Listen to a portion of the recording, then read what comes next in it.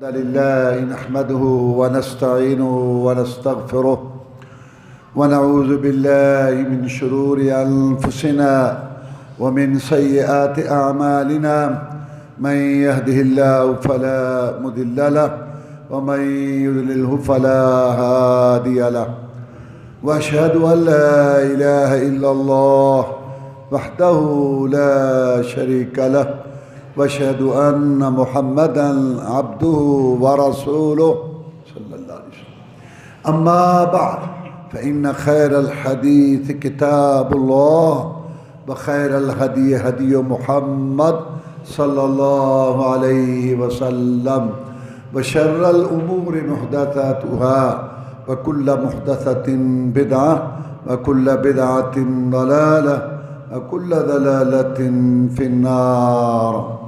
فأعوذ بالله من الشيطان الرجيم. يا أيها الذين آمنوا استعينوا بالصبر والصلاة إن الله مع الصابرين ولا تقولوا لمن يقتل في سبيل الله أموات بل أحياء ولكن لا تشعرون. ولنبلونكم بشيء من الخوف والجوع ونقص من الأموال والأنفس والثمرات وبشر الصابرين الذين إذا أصابتهم مصيبة قالوا إنا لله وإنا إليه راجعون. أولئك عليهم صلوات من ربهم ورحمة وأولئك هم المهتدون.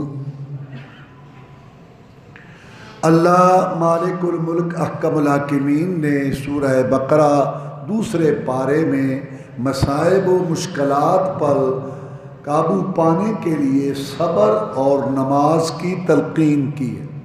یہ دنیا امتحان گاہ ہے. اس دنیا کے اندر مصائب اور آزمائشیں آنا ہی آنا ہے. انسان سوچے نا کہ مجھے اس دنیا میں مکمل سکون اطمینان حاصل ہو جائے ہر لحاظ سے، یہ ناممکن. ذہنی پریشانیاں، گھریلو پریشانیاں، برادری کی پریشانیاں، اولاد کی پریشانیاں، کاروبار کی پریشانیاں، دین پر عمل کرنے میں پریشانیاں اور گناہوں سے بچنے میں پریشانیاں، انسان کے جسم میں مال میں جو مصیبت تکلیف آئے اس پہ پریشانیاں، پھر وفات موت آئی اس پہ پریشانیاں، گھر کا نظام درم برم ہو گیا اچانک. یعنی انسان اگر یہ سوچے نا کہ مجھے مکمل دنیا میں سکون ہو، یہ ناممکن. کیوں؟ سارا آرام، سارا سکون، سارا اطمینان اللہ نے آخرت میں رکھا ہے. رسول اللہ صلی اللہ علیہ وسلم فرماتے ہیں کہ کل قیامت کے دن ایک آدمی کو لایا جائے گا جس نے 70 80 100 سال کی زندگی مصیبتوں میں پریشانیوں میں گزاری ہوگی. اللہ تعالیٰ اس کو جنت کا ایک چکر لگوائیں گے اور پھر اس سے پوچھیں گے کہ اے میرے بندے، تو نے کبھی کوئی مصیبت تکلیف دیکھی تھی؟ تجھے کوئی مصیبت تکلیف سے واسطہ پڑا تھا؟ تو وہ آگے سے حیران ہو کے کہے گا کہ یا اللہ، مجھے تو پتہ بھی نہیں کہ تکلیف کہتے کس کو ہیں اور مصیبت کہتے کس کو. دیکھو جنت کتنی امن سکون کی جگہ جس کا ایک چکر 100 سال کی مصیبتوں کو بھلا دے گا. تو پھر دنیا بھی تو گزارنی ہے. اگر یہاں مصیبتیں تکلیفیں آنی ہیں تو کیسے وقت گزرے گا؟ اللہ تعالیٰ نے یہ دین اسلام کامل مکمل اتارا ہے. اس کے اندر ہر مسئلے کا حل ہے، اس کا بھی حل ہے. تو اللہ تعالیٰ ارشاد فرماتے ہیں کہ اے ایمان والو، اللہ کی مدد طلب کرو، اللہ سے مدد مانگو، مصیبتوں پر تکلیفوں پر. کیسے؟ دو کام کر کے. ایک تو صبر کرو، اپنے آپ کو حالات کے مطابق ڈالو، اپنے آپ کو حوصلہ صبر دو کہ یہ چیز آنی ہے، اور جو اللہ کو منظور تھا وہ ہو گیا، جو منظور ہے وہ ہو رہا ہے، جو منظور ہوگا وہ ہوگا. ایک تو اپنے آپ کو صبر کی عادت ڈالو، اور دوسرا نماز پڑھو. یہ دو چیز ہے. ایمان والو، مدد مانگو اللہ تعالیٰ سے صبر اور نماز کے ذریعے. اور آگے خوشخبری دے دی، ان اللہ مع الصابرین، اللہ صبر کرنے والوں کے ساتھ ہے. صبر کرنے والوں کی اس سے بڑی خوش نصیبی کوئی نہیں، اور اس سے بڑی ان کی عظمت کوئی نہیں، اور اس سے ان کی بڑی بڑائی کوئی نہیں کہ اللہ کا ملاقبین کہتا ہے اے صبر کرنے والے، میں مولا تیرے ساتھ. اگر اللہ کا ساتھ نصیب ہو جائے تو نصرت، مدد، تعاون، حوصلہ، اطمینان کے ساتھ یہ اللہ کا جو ہے وہ ساتھ ہے اور یہ معیت ہے. تو اور کیا چاہیے؟ آگے اللہ تعالیٰ نے فرمایا کہ ان لوگوں کو جو اللہ کی راہ میں شہید ہو جائیں مردہ نہ کہو. کیا مطلب؟ یوں نہ کہو کہ بس وہ مر گئے اور ان کا کام ختم ہو گیا. نہیں، مرنے کے بعد ان کی ایک ایسی زندگی شروع ہوئی ہے جو اس سے 1000 گنا زیادہ ہے، اور اس کے اندر اللہ تعالیٰ کی نعمتیں اور اللہ تعالیٰ کے انعامات ان کے لیے شروع کر دیے گئے ہیں، لیکن تمہیں ان کی زندگی کا شعور نہیں. کیوں؟ شہید ہوئے، مرے، تو تب ان کو جو ہے یہ انعام ملا. شہید کیسے ہوتا ہے؟ مرنے کے ساتھ گلا کٹا کے، گولی کھا کے، مر کے یعنی اس کو یہ انعام ملتا ہے شہادت والا. تو دنیا کے لحاظ سے تو موت آ گئی ہے، بیوی اس کی بیوہ ہو گئی ہے، بچے اس کے یتیم ہو گئے ہیں، مال اس کا تقسیم ہو گیا ہے. لیکن اللہ یہ کہہ رہا ہے کہ تم یہ نہ سمجھو کہ مرنے کے ساتھ، شہید ہونے کے ساتھ اس کا معاملہ جو ہے ختم ہو گیا. نہیں، اللہ کے ہاں اس کی ایک نئی زندگی شروع ہو چکی ہے، نعمتوں والی اور اللہ کے انعامات اور احسانات والی، جس کا تمہیں شعور اور احساس نہیں. آگے اللہ نے ارشاد فرمایا میں تمہیں آزماؤں گا، ذہنی طور پر تیار رہو آزمائشوں کے لیے. میں تمہیں آزماؤں گا، کبھی تو تمہیں ڈر خوف سے آزماؤں گا، تمہیں دشمن کا ڈر اور خوف ہوگا، اور کبھی تمہیں بھوک سے آزماؤں گا کہ تمہیں تنگ دستی ہوگی اور مہنگائی زیادہ ہوگی اور تم اس وجہ سے جو ہے وہ پریشان ہوگے. ایک یہ بھی میرے آزمانے کی صورت ہے. اور کبھی تمہارے مالوں میں کمی کروں گا، دیکھتے ہی دیکھتے مال کیا آبا، اور دیکھتے ہی دیکھتے دیکھو حفیظ سینٹر میں اللہ تعالیٰ معاف فرمائے کیسی آزمائش آئی، دیکھتے ہی دیکھتے ہاں لاکھ پتی کروڑ پتی کنگلے ہو گئے. اور کبھی تمہارے پیاروں کی جانیں لوں گا، جگر کے ٹکڑے فوت ہوں گے، تمہارے سر کے سائے ماں باپ وہ فوت ہوں گے، تمہارے قریبی یہ بھی میں تمہیں آزماؤں گا. اور پھر پھلوں باغات میں کمی ہوگی، اس کے اندر پھل لگتا ہے ہر سال ماشاءاللہ اتنا آتا ہے، لیکن اس دفعہ کچھ بھی نہیں. آگے فرمایا وَبَشِّرِ الصَّابِرِينَ، نبی خوشخبری دے دے صبر کرنے والوں کو. جو صبر کرتے ہیں میں مولا کی طرف سے ان کو خوشخبری دے دے. کون ہیں صبر کرنے والے؟ الذین اذا اصابتہم مصیبہ قالوا انا للہ وانا الیہ راجعون. مصیبت پہنچتے ہی، مصیبت آتے ہی ان کی زبان سے پہلا قول یہ ہوتا ہے ہم بھی اللہ کے لیے ہیں اور اسی کی طرف لوٹنے والے ہیں. اگر یہ چیز چلی گئی تو کیا ہوا؟ ہم نے بھی ایک دن جانا ہے، ہر چیز نے فنا ہونا ہے، ہر چیز نے جانا ہے۔ اس میں بہت بڑی تسلی ہے اپنے آپ کو۔ اگر کوئی موت ہوئی ہے تو دیکھو جب محمد الرسول اللہ چلے گئے دنیا سے صلی اللہ، تو کس نے رہنا ہے؟ انا للہ و انا الیہ راجعون، یہ صبر کرنے والوں کا کلمہ ہے، وہ یہ ادا کرتے ہیں ہم بھی اللہ کے لیے اور اسی کی طرف لوٹنے والے ہیں۔ آگے اللہ فرماتے ہیں اولئک علیہم صلوات من ربہم ورحمہ، یہی لوگ، صرف یہی لوگ ہیں جو اللہ کی رحمتوں کے اور برکتوں کے مستحق ہیں، وَأُولَٰئِكَ هُمُ الْمُهْتَدُونَ، اور صرف یہی لوگ ہیں جو ہدایت یافتہ ہیں۔ 3 انعام اللہ نے ذکر کیے صبر کرنے والوں کے لیے، اللہ کی رحمت، برکت اللہ کی طرف سے، اور ہدایت کا سرٹیفکیٹ کہ یہ ہدایت یافتہ ہے۔ اللہ ان کو ہدایت یافتہ کہہ رہا ہے جو صبر کرتے ہیں۔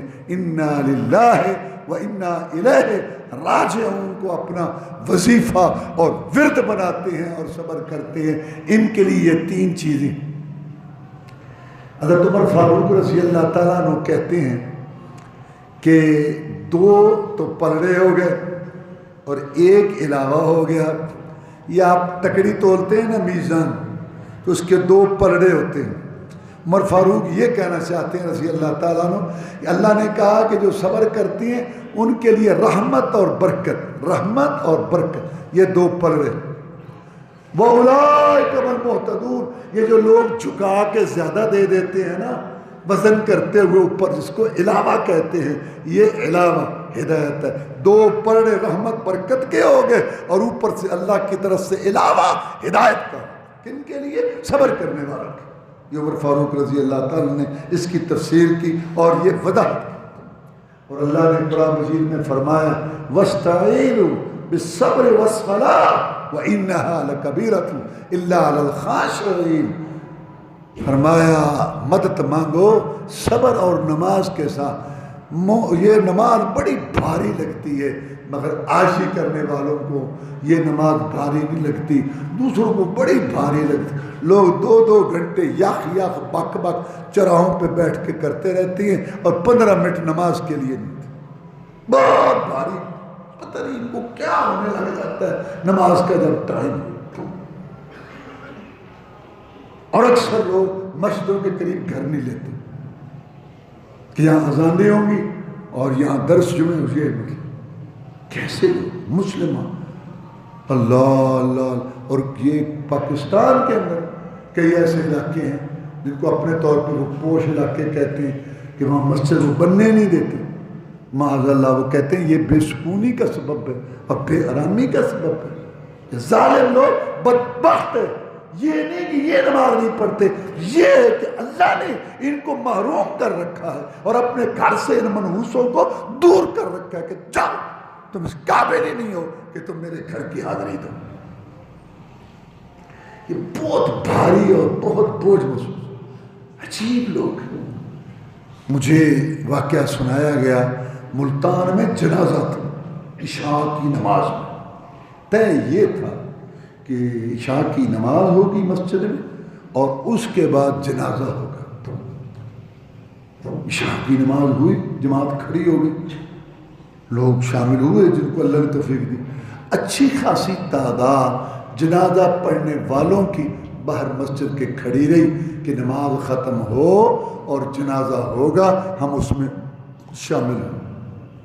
وجہ نماز تو پڑھنی خالص اللہ کے لیے، اللہ تو اجر دے گا، انشاءاللہ دے گا، لیکن وہ تو دیر سے ہے نا۔ اور یہ جنازہ منہ ملازہ دکھاوا کہ وہ یہ نہ کہے کہ آیا نہیں تھا۔ کتنے لوگ ہیں شہر میں جنازہ جا رہا ہوتا ہے ایسی دکانوں سے اٹھ کے ساتھ چل پڑتے ہیں، نہ استنجا نہ وضو، ہاں کچھ بھی ہوا اور پتہ بھی نہیں ہے کیا کیسے جنازہ پڑھنے کیا کریں۔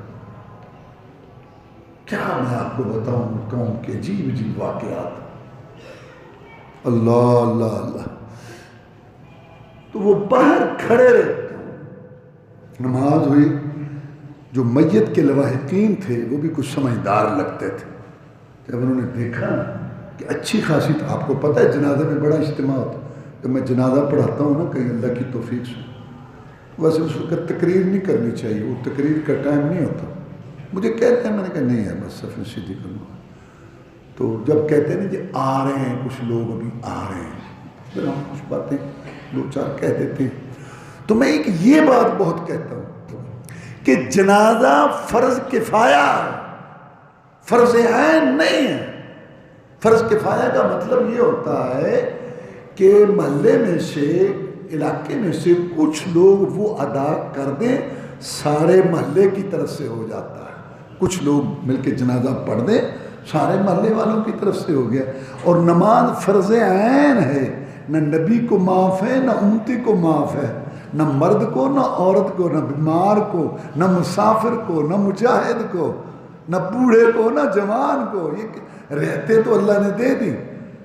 کھڑے نہیں ہو سکتے تو بیٹھ کے پڑھ لو، رکوع سجدہ نہیں کر سکتے تو اشارہ کر لو، پانی تکلیف دیتا ہے تو تیمم کر لو، مسافر ہو تو 2 پڑھ لو، جہاد میں ہو تو 1 پڑھ لو. رہتے اللہ نے دے دی، چھٹی نہیں. کیوں؟ اللہ کہتا ہے سب کچھ تمہارے لیے بنایا اور تمہیں میں نے اپنے لیے بنایا. اور یہ نماز سجدہ میرے ساتھ محبت کی دلیل ہے. حی علی الصلاۃ حی علی الفلاح سن کے بیوی بچوں کو، گھر بار کو، کاروبار کو، دوست و احباب کو، مجلسوں کو چھوڑ کے مسجد میں آتا ہے. اللہ کی قسم تیرے دل میں پیدا کرنے والے کی محبت ہے جو تجھے کھینچ کے مسجد میں لائی ہے. اور اگر حی علی الصلاۃ حی علی الفلاح سن کے بیوی بچوں میں، کاروبار میں، دوست و احباب میں، اور ایسے بس گپ شپ باق یاخی یاخ اس میں، اور کجروں کنیوں کے چہرے بلکہ بوتھے دیکھتے دیکھتے چاہے انے ہی ہو جانا. اگر ان چیزوں میں بیٹھا رہتا ہے، رکے کی گڑگڑ 40 سال ہو گئے، اس میں سے کچھ نکلا. اگر وہاں یہ بیٹھا رہتا ہے، نماز پڑھنے نہیں آتا، جھوٹے. اللہ کی قسم تیرے دل میں پیدا کرنے والے کی کوئی محبت نہیں. خالق مالک رازق ہے، خوراک غذا دیتا ہے، گھر بار بیوی بچے دیکھنے کے لیے، آنکھیں سننے کے لیے کہاں، اتنا کچھ تجھے دے دیا اور تجھے عبادت کے لیے پیدا کیا. اور 24 گھنٹوں میں گھنٹہ 5.25 ٹائم نماز کا بنتا ہے. اگر تو یہ نہیں دے سکتا، لعنت ہے تیری زندگی پر جو جنگل کے خنزیر سے بھی بدتر ہے. کھانا پینا سونا، کھانا پینا سونا، کھانا پینا سونا، یہ تو جانور والی زندگی ہے. جو تیرا ایمان تجھ کو گھر سے مسجد میں نہیں لا سکتا، قبر سے جنت میں لے جائے گا. نماز جو کسی صورت میں معاف نہیں ہے، کسی کو کسی حالت میں صورت میں معاف نہیں ہے. وجہ یہ کہ یہ بہت بڑا ایک ذریعہ ہے صبر کا، حوصلے کا. اس لیے اللہ تعالیٰ نے فرمایا یہ لوگوں پہ بھاری گزرتی ہے لیکن عاجزی کرنے والوں پہ. رسول اللہ صلی اللہ علیہ وسلم کے بارے میں آتا ہے کہ جب آپ کو کوئی معاملہ درپیش ہوتا نا، کوئی خرابی انسان تھے، کوئی پریشانی ہوتی، آپ نماز پڑھتے. اور اگر نماز کا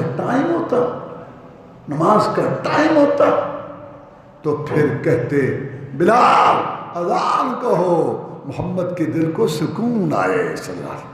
یہ تو وہ ہے نماز تحفہ کہ اللہ نے ہر چیز زمین پر فرض کی. نماز کی باری آئی تو اللہ نے اپنے پیغمبر صلی اللہ علیہ وسلم کو آسمان پر بلا کر یہ نماز کا تحفہ دیا. میرے پیغمبر تو ہمارے پاس آیا ہے، تجھے اور تیری امت کو ہم یہ تحفہ دیتے ہیں کہ 5 ٹائم ہمارے ساتھ ملاقات بات چیت کر لیا کر. یہ ملاقات باہر کھڑے تھے، منہ ملازم دکھلاوا. تو میت کے لواحقین جو تھے نا، وہ بھی بڑے سمجھدار کے کئی لوگوں نے اچھا کوئی نہیں جہاں کو لگا بادشاہ چھوڑو، ہر ایک کی اپنی مرضی. کیوں؟ وہ گلے نہیں پڑھنا ہوتا، گالی نہیں دینی ہوتی، لڑنا نہیں ہوتا. اسلام بد اخلاقی سے روکتا ہے، لیکن پیار محبت کے ساتھ بات تو کرنی ہے، آئینہ تو دکھانا ہے، دن کو دن، سچ کو سچ اور حق کو حق، جھوٹ کو جھوٹ تو کہنا ہے. یہ بھی نہیں کرنا، یہ تو کرنا.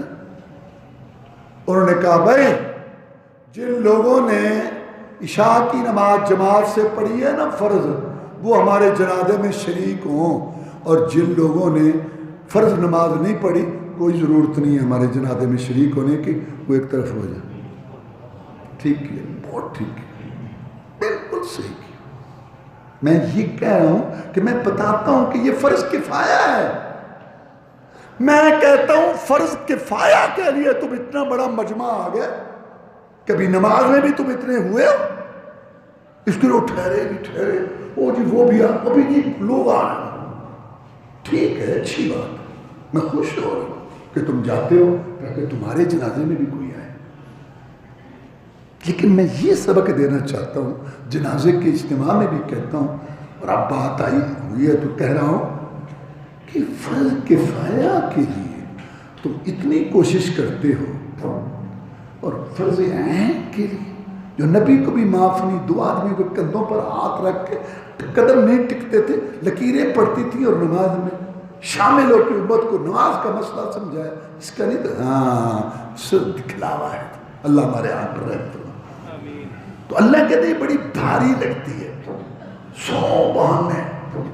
وہ جی میرے کپڑے ٹھیک، تو کپڑے ٹھیک رکھو نا، پلید رہتے ہو، اچھے لگتے. تو اللہ تعالیٰ نے یہ 2 طریقے بتائے مصائب مشکلات پر قابو پانے کے لیے. ایک صبر کرو، حوصلہ کرو، اور ایک نماز پڑھو، نماز کی پابندی کرو.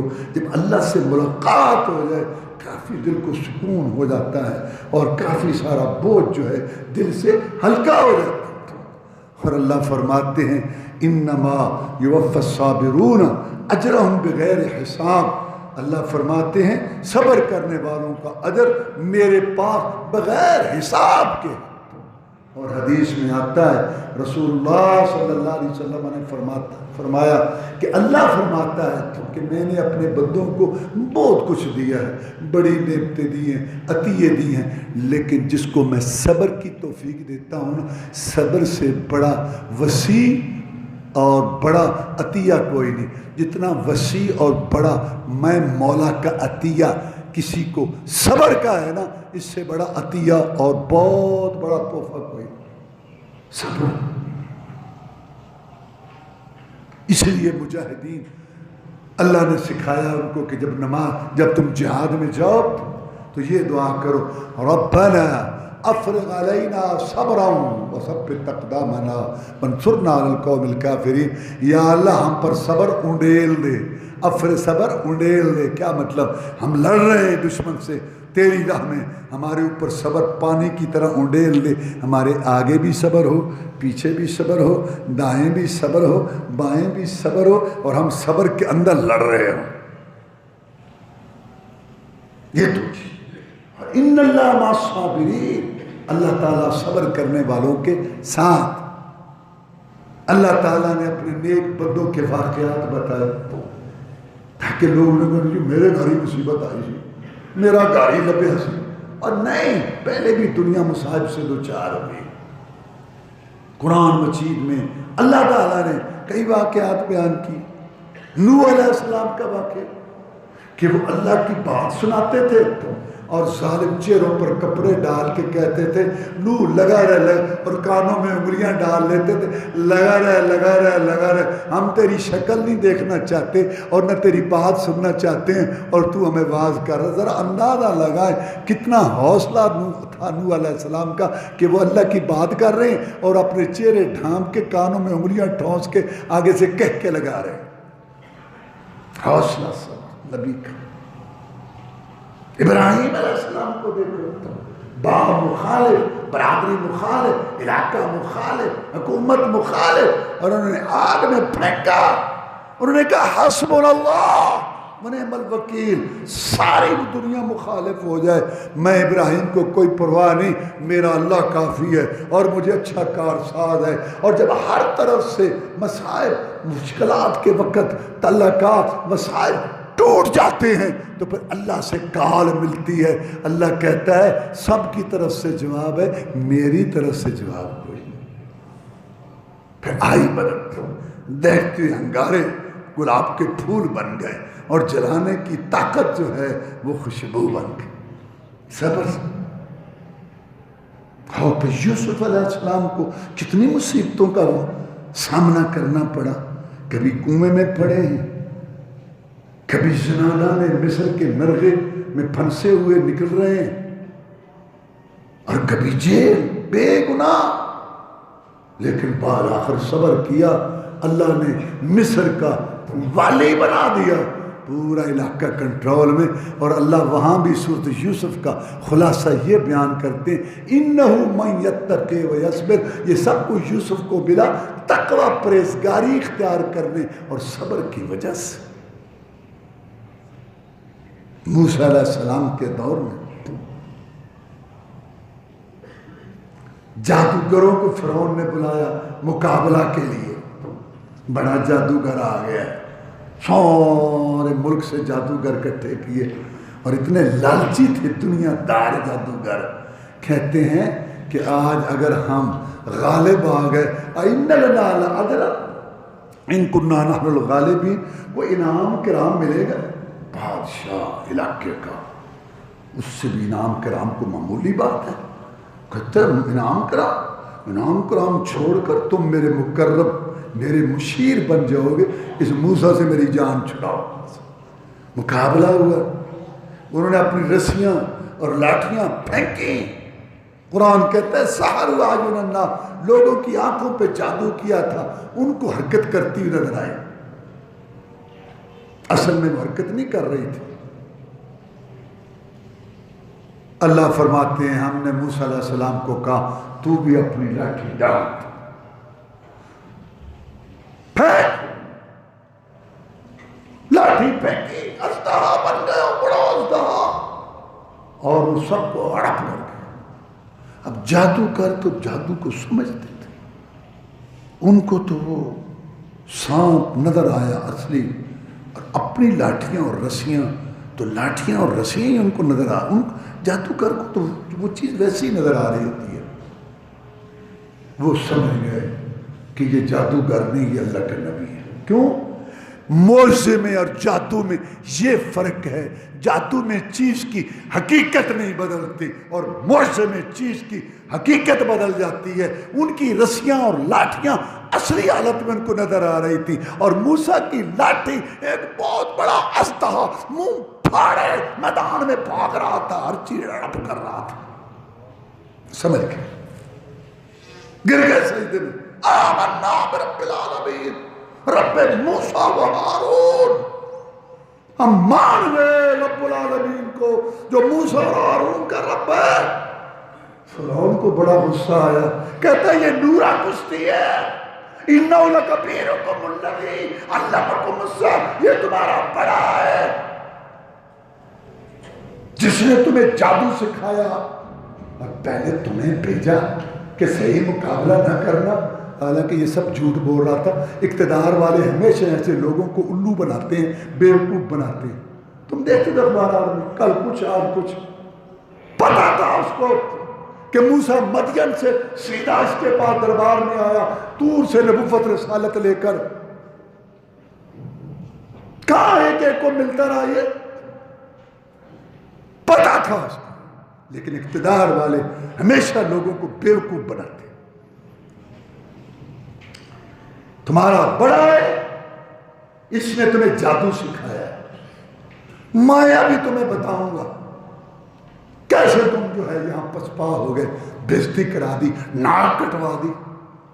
پوری حکومت تم نے جو ہے بے بس کر دی اس شخص کے آگے. پردیسی موسیٰ، مسافر موسیٰ، اس پردیسی کے آگے یہ موسیٰ جو کل تک ہمارے گھر میں پرش پاتا رہا، میں ابھی بتاتا ہوں تمہیں میں کیا کروں گا تمہارے لیے۔ لَأُقَطِّعَنَّ أَيْدِيَكُمْ وَأَرْجُلَكُم مِّنْ خِلَافٍ، میں تمہارے ہاتھ پاؤں کاٹوں گا مخالف طریقے سے، دایاں ہاتھ بایاں پاؤں، دائیں ٹانگ بایاں ہاتھ، تاکہ تم کسی قابل نہ رہو، اور اس کے بعد تمہیں سولی پہ چڑھاؤں گا۔ سمجھتے کیا ہو تم؟ میں فرعون، علاقے کا حکمران۔ اور ان کا جواب، صبغت اللہ، رب کا رنگ جب چڑھ جاتا ہے، ایمان جب دل کے بالوں اور تندیوں میں رچ بس جاتا ہے، پھر یہ دنیا کی دھمکیاں اور دنیا کے لالچ یہ کوئی چیز نہیں ہوتے۔ وہ آگے سے کیا کہتے ہیں؟ کہتے ہیں لن نؤترک، ہم اب تمہیں ترجیح نہیں دیں گے، علی ما جاءنا من البینات والذی فطرنا، جو دلائل دیکھ چکے ہم اور جس نے ہمیں پیدا کیا اس کی ہمیں ہدایت مل چکی، اب ہم اس سے پیچھے ہٹنے والے نہیں۔ فاقض ما انت قاض، تو نے جو کرنا ہے کر، انما تقضی هذه الحیات الدنیا، تو ہماری دنیا ختم کر دے گا، ہم تیری آخرت تباہ کر کے رکھ دیں گے، کر لے جو کر۔ عبداللہ بن عباس کہتے ہیں رضی اللہ تعالیٰ عنہما، کیسے لوگ تھے جادوگر موسیٰ علیہ السلام کے وقت کے دن کے شروع حصے میں انعام اکرام کے لالچ میں تھے، اور دن کے آخر میں ایمان لا کے شہید ہو کے رب کی جنتوں میں پہنچ چکے تھے۔ صبر، دنیا سے تو جانا ہی جانا۔ جناب محمد الرسول اللہ صلی اللہ علیہ وسلم پہاڑ پر کھڑے، اللہ نے کہا میں نے تجھے نبی بنایا، یہ قریش صدیوں سے ان کا ٹہکا دنیا میں ان کے سامنے کو کھڑا نہیں ہو سکتا، اور ان کی آنکھ سے آنکھ نہیں ملا سکتا۔ جدی پشتی لٹیرے اس عرب کے اندر اونٹوں کے قافلے تمہارے قریش کے دیکھ کر کنی کترا جاتے ہیں۔ یہ قریش اتنا بڑا دبدبہ رکھنے والے، محمد ان کے سامنے کھڑے ہو کے اعلان کر صلی اللہ علیہ وسلم کہ تم غلط، تمہارے باپ دادا غلط، ایک اللہ مشکل کشا، ایک اللہ حاجت روا، اسی کے آگے جھکو، تمہارے رسم و رواج یہ دین نہیں ہے، دین وہ ہے جو میں محمد لے کے آیا۔ گالیاں دی، الٹے سیدھے لقب سے پکارا، باتیں کرتے ہوئے سارے چلے گئے، لیکن رسول اللہ پہاڑ پر کھڑے مطمئن ہیں، یا اللہ تیرا شکر ہے کہ میں نے تیری ڈیوٹی تو ادا کر دی۔ طائف میں گئے آپ، اللہ کی طرف بلایا طائف والوں، انہوں نے لڑکے پیچھے لگا دیے جو پتھر مارتے تھے محمد رسول اللہ صلی اللہ علیہ وسلم کو، اور تالیاں پیٹتے تھے اور سیٹیاں۔ افسوس آج تالیاں اور سیٹیاں عبادت شریف بن گئی، قوالی شریف بن گئی۔ سوچتے نہیں ہمارے بھائی، یہ تو رسول اللہ صلی اللہ علیہ وسلم کے دشمنوں کا طریقہ تھا، تالیاں پیٹنا اور سیٹیاں بجانا۔ کستوری جیسا خوشبودار خون محمد صلی اللہ علیہ وسلم کا بہہ کے جوتا پاؤں سے چپک گیا۔ زید ساتھ تھا، آپ کو لے کے ایک حویلی کی دیوار کے پاس پہنچا، سایہ تھا حویلی کی دیوار کا، آپ یہاں بیٹھے، میں آپ کے لیے پانی لاتا ہوں۔ گیا پانی لایا، کچھ آپ کے چہرے پہ چھینٹے مارے اور کچھ آپ کو پانی پلایا۔ بیٹھے، اللہ کی دوپہر کا ٹائم ہے، حویلی کا مالک دیکھ رہا تھا، اس نے اپنے غلام کو کہا یہ انگوروں کا گچھا، طائف کے انگور بڑے مشہور ہیں، انگوروں کا گچھا لے، وہ دو مسافر ہیں، ہماری حویلی کی دیوار میں پناہ لی ہے انہوں نے، جاؤ ان کو یہ میری طرف سے تحفہ دے دو۔ غلام آ کے کہتا ہے اے اجنبی، اے مسافر، میرے مالک نے تیرے لیے تحفہ بھیجا ہے۔ محمد الرسول اللہ صلی اللہ علیہ وسلم نے بسم اللہ پڑھی اور انگوروں کی طرف ہاتھ بڑھایا، تحفہ ہے۔ وہ کہتا ہے اجنبی، اس علاقے میں تو بسم اللہ کوئی نہیں کہتا۔ آپ نے فرمایا تو اس علاقے کا نہیں ہے؟ نہیں، میں اس علاقے کا نہیں۔ آپ کہاں کے رہنے والے ہیں؟ میں نینوا، عراق کا شہر تھا نینوا، میں وہاں کا رہنے والا ہوں۔ تو نینوا کا رہنے والا ہے؟ ہاں، جہاں یونس علیہ السلام میرا بھائی گزرا ہے، تو وہاں کا رہنے والا ہے۔ کہا اجنبی، تو یونس کو جانتا ہے؟ قوم میں ذکر تو ہوتا ہے، اس کی قوم میں ذکر تھا، یونس کا موجود تھا۔ اجنبی، تو یونس کو جانتا ہے؟ ہاں، میں یونس کو جانتا ہوں، کیونکہ اللہ ہر نبی کو پہلے نبیوں کے حالات بتاتا ہے۔ میں جانتا ہوں یونس کو، وہ بھی نبی تھا، میں بھی اللہ کا نبی۔ اللہ اللہ اللہ اللہ اللہ۔ رسول اللہ صلی اللہ علیہ وسلم کے ساتھ زید ہے، وہ کہتا ہے اللہ کے رسول دعا کرو اللہ تبارک و تعالیٰ ان پر کو عذاب نازل کرے۔ اتنے میں جبریل علیہ السلام آئے اور آ کے سلام کہا کہ اے محمد صلی اللہ علیہ وسلم، اللہ نے مجھے بھیجا ہے، آپ کو اللہ سلام کہہ رہا ہے، اور کہہ رہا ہے کہ میں نے دیکھ لی ہے تیری حالت، کہ قوم نے تیرے ساتھ سلوک کیا ہے۔ یہ ملک الجبال لے جا، جبریل پہاڑوں والا فرشتہ، اس کو لے جا اور میرے پیغمبر کو کہے کہ اللہ کہتا ہے یہ پہاڑوں کا فرشتہ اس وقت آپ جو کہیں گے یہ وہ کرے گا۔ اتنے میں وہ فرشتہ آیا پہاڑوں کا، کہا ہاں محمد صلی اللہ علیہ وسلم، اگر آپ مجھے کہیں ان میں دونوں پہاڑوں کو ملا دوں اور ان کو پیس کے رکھ دوں۔ زید بھی کہہ رہا تھا بد دعا کرو، آپ میں نہیں، اللہم اہد قومی، دعا یہ کی اللہم اہد قومی فإنہم لا یعلمون، اللہ میری قوم کو ہدایت دے دے، یہ سمجھتے ہیں کہ میں صرف محمد بن عبداللہ ہوں، کاش ان کو یہ بھی پتہ چل جائے کہ میں محمد الرسول اللہ بھی ہوں صلی اللہ علیہ وسلم۔ صبر کیا، اور صبر کا پھل اللہ نے یہ دیا کہ مکہ فتح کرایا، رسول اللہ صلی اللہ علیہ وسلم پورے جزیرے کے حاکم بنے، اور یہی طائف ان کا سردار عبد یالین 80 آدمیوں کا وفد لے کے محمد کی خدمت میں حاضر ہوا، سب مسلمان ہونے کے لیے۔ انہوں نے پتھر مارے تھے، آپ نے دودھ اور گوشت سے ان کی دعوت کی۔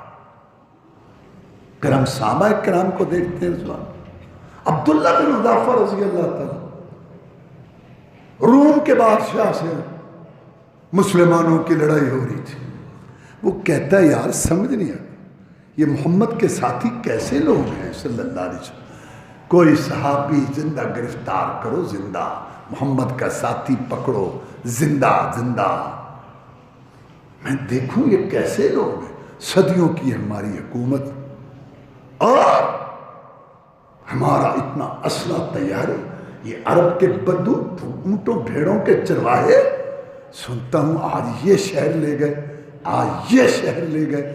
بات کیا تھی؟ نہ روم و ایران سے دبے، وہ چند بے تربیت اونٹوں کے چرانے والے جن کو ہوتا تھا کافور پہ نمک کا دھوکا، وہ بن گئے دنیا کو اکسیر بنانے والے۔ دیکھنے کو نکل آئی ساری خدائی، گھر سے جو نکلے محمد کے گھرانے والے صلی اللہ علیہ وسلم۔ اور یہاں 55 اسلامی ملک ہیں، 60% ربڑ کے مالک، سونے کی چاندی کے مالک، تیل کے مالک، ایٹم بم کے مالک، بہترین پٹی خطوں کے مالک، فوج کے مالک، اور ساری دنیا میں پٹ رہے ہیں، مار کھا رہے ہیں۔ تو مسلمان دنیا کٹھی ہو گئی ہے، مارو ان کو، یہ مسلمان ہیں، اور ہم مار کھا رہے ہیں کہ ہم مسلمان نہیں ہیں۔ خسرت دنیا والآخرہ، دنیا بھی گئی اور آخرت بھی۔ کہتا ہے پکڑو کوئی صحابی، عبداللہ گرفتار پیش کیا گیا، جناب یہ جو ہے نا محمد رسول اللہ کے ساتھی، اچھا یہ اس کا ساتھی ہے، یہ اس کے ساتھ رہا، سامنے لاؤ۔ ہاں بڑا خوش ہو کے کہتا ہے اب تو ہمارا قیدی بن گیا، چھوڑ دے محمد کو صلی اللہ علیہ وسلم، چھوڑ دے اور عیسائیت قبول کر، تجھے آدھی حکومت دیتا ہوں، آدھی حکومت سپرتن۔ یہاں لوگ نالیوں کی کونسلنگ پہ مرتے ہیں، آدھی حکومت۔ روم کا بادشاہ وقت کا قیصر، اس کے سامنے رسول اللہ صلی اللہ علیہ وسلم کا صحابی کہتا ہے آدھی حکومت نہیں، تیری پوری حکومت، اور ساری دنیا کے تاج و تخت محمد کا ساتھی اپنی جوتی کی نوک پہ رکھتا ہے۔ آگے چل بات کر میرے ساتھ، کیا کہنا چاہتا ہے تو؟ ہاں کہتا ہے تجھے پتہ ہے اس کا نتیجہ کیا نکلے گا؟ پتہ ہے تجھے اس کا نتیجہ؟ کہتا ہے یہی نتیجہ لینے کے لیے تو نکلے ہیں، یہی نتیجہ لینے کے لیے نکلے ہیں۔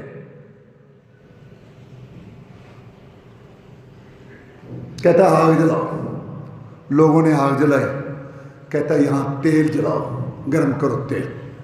جب تیل کھولنے لگا، 2 مسلمان منگوائے اور حکم دیا کہ ان کو پھینکو تیل میں۔ تیل میں پھینک دیا گیا، وہ جاتے ہی شہید ہو گئے، ان کی ہڈیوں سے گوشت علیحدہ ہو گیا۔ بڑے تکبر گھمنڈ سے کہتا ہے دیکھا ان کا انجام؟ کہتا ہے دیکھا۔ کہتا ہے پھر تیار ہو جا۔ کہتا ہے میں تو پہلے ہی تیار تھا، میں سوچ رہا تھا میرا نمبر لگے گا، خوش نصیب تھے جو بازی لے گئے۔ بڑا حیران ہوا کہ یار واقعی جیسا میں نے سنا تھا اس سے بھی ان کو زیادہ پایا صبر والا۔ کہتا لے جاؤ اس کو بھی پھینکو۔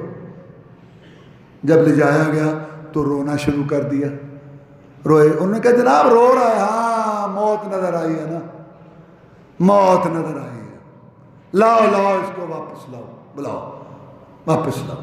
آیا، ہاں چھوڑ دے دین؟ کہتا نہیں۔ تو کہتا پھر پچھتا کیوں رہا ہے؟ کہتا میں تو نہیں پچھتا رہا۔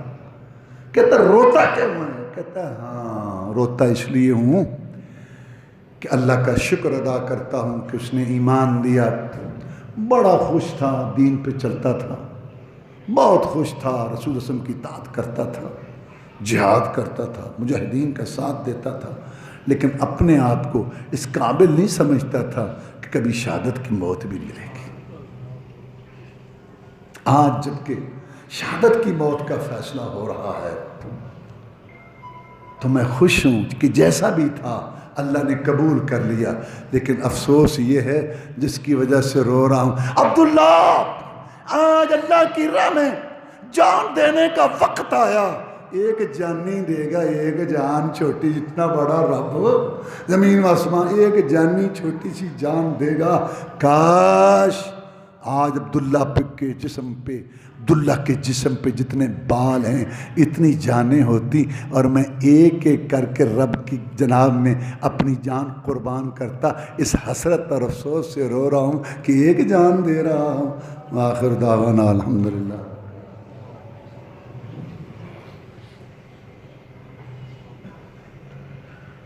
ان الحمد للہ نحمده ونستعینه ونستغفره ونعوذ بالله من شرور أنفسنا ومن سيئات أعمالنا، من يهده الله فلا مضل له ومن يضلله فلا هادي له، وأشهد أن لا إله إلا الله وحده لا شريك له، وأشهد أن محمدا عبده ورسوله صلى الله عليه وسلم۔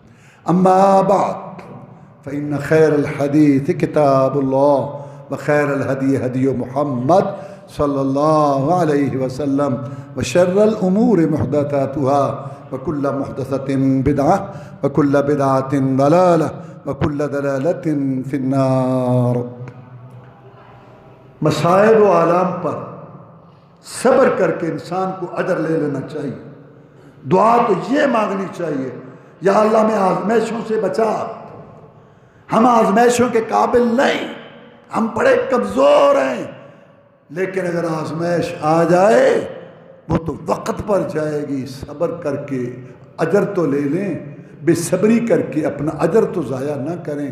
رسول اللہ صلی اللہ علیہ وسلم نے فرمایا مومن کا معاملہ ہر حال میں بڑا عجیب ہے، بہت ہی عجیب ہے۔ اگر اس کو کوئی نعمت ملے شکر کر کے اجر لے لیتا ہے، تکلیف آئے تو صبر کر کے اجر لے لیتا ہے، اور مجرم باغی کا معاملہ ہر حال میں برا ہے۔ اگر نعمت ملے اپنے سے بہاؤ، میں اپنے آپ مجھے جانتا ہے، اللہ اللہ اللہ اللہ، اس تکبر گھمنڈ میں آ کے اللہ کو ناراض کر لیتا ہے، اور مصیبت ہے تو بے صبری کر کے نمازیں بھی پڑھی تھیں، دعائیں بھی کی تھیں، ساڈا گھر ہی لبیا، بخار ہی نہیں جانا پیا، اور نہیں ہونا۔ وہ احکم الحاکمین ہے، تو اور میں اس کا کیا کر سکتے ہیں؟ صبر کریں، ایک تو اجر ملے گا، ایک اللہ کی معیت ساتھ ہوگی، اور اللہ تعالیٰ اجر و ثواب کا مستحق بنائے گا، ایسا اتنا اجر دے گا بغیر حساب کے۔ اور ایک حدیث میں آتا ہے کہ رسول اللہ صلی اللہ علیہ وسلم نے فرمایا جب کسی آدمی کا بیٹا فوت ہوتا ہے، اللہ کو تو سارا پتہ ہے، پھر اللہ پوچھتے ہیں کہ اے میرے فرشتوں، جب تم نے میرے بندے کے دل کا ٹکڑا لیا تو میرا بندہ کیا کہہ رہا تھا؟ وہ انا للہ پڑھ رہا تھا، الحمدللہ، تیری تعریف ہی کر رہا تھا۔ اچھا پھر جنت میں ایک محل بناؤ میرے اس بندے کا، اور اس پر لکھ دو بیت الحمد، ایک کوٹھی ہر حال میں اللہ کی تعریف کرنے والے کی۔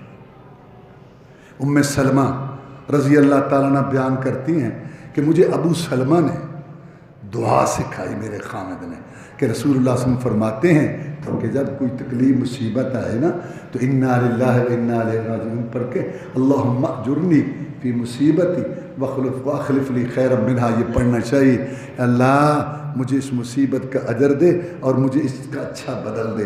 میں نے دعا یاد کر لی، جب ابو سلمہ فوت ہوئے میں نے دعا پڑھ لی، میں نے کہا دعا تو پڑھتی ہوں ثواب لینے کے لیے، لیکن ابو سلمہ جیسا خامن کیسے ملے گا؟